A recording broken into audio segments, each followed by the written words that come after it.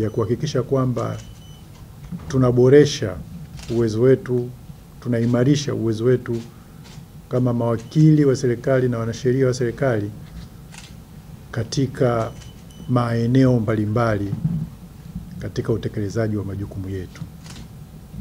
Kwa mwaka jana tulikuwa na mafunzo mahsusi ambayo tuliyafanya pale Dodoma, na tulikuwa na mada mbalimbali ambazo tulizijadili katika kuimarisha na kuboresha umahiri wetu katika maeneo mbalimbali ya kazi zetu kama wanasheria. Lakini tukaenda mbali zaidi, tukasema kwamba tunataka tuyadumishe mafunzo haya na tuwe tunayafanya kila mwaka.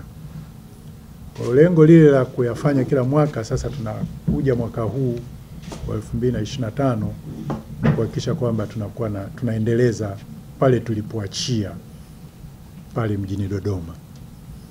Kwa mwaka huu tutakwenda Arusha, na mawakili wote wa serikali tumewaalika, na mwitikio ni mzuri, mwitikio ni mkubwa, ambapo kwa kipindi cha siku 5 kuanzia tarehe 24 mpaka tarehe 28 tutakuwa tunafanya hayo mafunzo.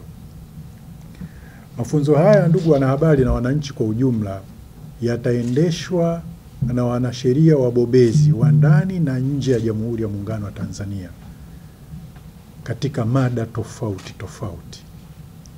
Eneo la kwanza ni eneo hilo ambalo Mheshimiwa Rais amekuwa akisisitiza kila siku katika kuimarisha uwezo wetu katika uandishi, uingiwaji na majadiliano ya mikataba mbalimbali ya kimataifa au hata ile ambayo sio ya kimataifa. Sasa nini hasa misingi ya mikataba hii, na unahitaji kuwa na ujuzi gani maalum katika kuendesha majadiliano kwenye meza ya majadiliano? Nini ni miiko katika meza ya majadiliano? Vitu gani unaweza kufanya, vitu gani unaweza usifanye? Vitu gani vya kuzingatia? Vitu gani uvitarajie unapokuwa kwenye meza ya majadiliano? Kwa sababu majadiliano ni pande mbili, kwa hiyo kila upande unataka uvutie kwake. Kwa hiyo umahiri huo kuuboresha, na sisi kama wanasheria tukajikumbusha na kujifundisha tukawa wabobezi, utapelekea uwezo wetu katika meza ya majadiliano uende kuimarika zaidi. Na kama mnavyofahamu, Mheshimiwa Rais anazidi kuifungua nchi. Wigo wa uwekezaji unazidi kupanuka. Maana yake ni kwamba mikataba itaendelea kuwa mingi na yenye mambo mengi ambayo sisi kama wanasheria ni lazima tuhakikishe kwamba tunanyumbulika na kasi hiyo. Na wote tunafahamu dira ya mwaka 2050 ilizinduliwa, pamoja na mambo mengi mle yanayozungumzwa kwenye dira. Ni lazima sisi ofisi ya mwanasheria mkuu wa serikali tuboreshe umahiri wetu katika maeneo mbalimbali, yakiwemo maeneo ya mikataba. Lakini kule Arusha tunataka pia vile vile tuzungumze usuluhishi wa migogoro ya kibiashara, sababu haya mambo, mnapoingia mikataba hii wakati mwingine mnaingia kwenye migogoro. Sasa mnapoingia kwenye migogoro, ni namna gani uwe mahiri katika kuhakikisha kwamba zile kanuni na misingi ya usuluhishi tunaifahamu vizuri, na hivyo kuhakikisha kwamba tunapokwenda kwenye migogoro tunakuwa mahiri pia vile vile katika kujisimamia na kuhakikisha kwamba kesi hizo katika usuluhishi wa migogoro tunafanya vizuri. Hilo ni jambo ambalo, au ni mada ambayo itawasilishwa mahsusi katika eneo hilo. Lakini pia Arusha tunataka tuzungumze swala zima la uandishi wa sheria, kwa sababu uandishi wa sheria ni taaluma na kuna namna na misingi na kanuni na utaalamu wa kuandika hizo sheria. Kwa tutajikumbusha na kupitia eneo hilo, lakini na mchakato mzima wa kutunga sheria, the law making process, kwa maana ile legislative drafting inavyoanzia katika ngazi mbalimbali mpaka inapokuja kuwa sheria, inapopita pale bungeni inakuwa imeanzia mahali. Kwa hiyo mada itajadiliwa kwa kina na wawezeshaji hao mahiri niliowazungumza.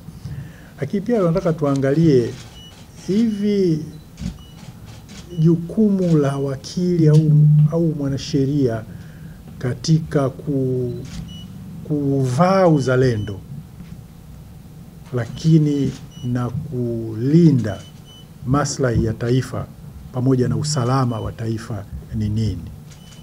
Kwa sababu usipovifahamu hivyo unaweza ukajikuta unaingia kwenye matendo pengine kwa namna moja au nyingine yanahatarisha usalama wa taifa, au kwa namna moja au nyingine yanaenda kuleta athari katika maslahi ya taifa letu, aidha kiuchumi, kijamii, kiutamaduni na kadhalika. Lakini pia vile vile yanaweza kuwa na athari katika mtazamo mzima tu wa jambo lenyewe ambalo unalolishughulikia na kulifanya taifa lako liwe katika wakati mgumu ukilinganisha na mataifa mengine. Kwa hiyo uzalendo ni jambo la muhimu sana. Kwa hiyo sisi kama wanasheria kulizingatia, na tutaka kukumbushana kule Arusha eneo hilo la uzalendo, pamoja na kuangalia maslahi ya taifa lakini na misingi ile ya national security kwa maana ya usalama. Lakini mbali na hayo pia tutaangalia maeneo mengine mbalimbali. Kwa mfano eneo la sina Kiswahili vizuri, foreign exchange, na maeneo mahsusi yanayohusu foreign exchange na principles na legal aspects katika eneo hilo, ili tuweze kulielewa vizuri kama wanasheria, mambo ya dhamana ya hati fungani na vitu kama hivyo, na vyenyewe lazima tunataka tuvifahamu kwa kina vizuri ili viweze kutusaidia kwamba unakuwa mwanasheria ambaye katika financial market, yani hilo soko la fedha au soko la hisa au soko la mitaji, unakuwa vizuri.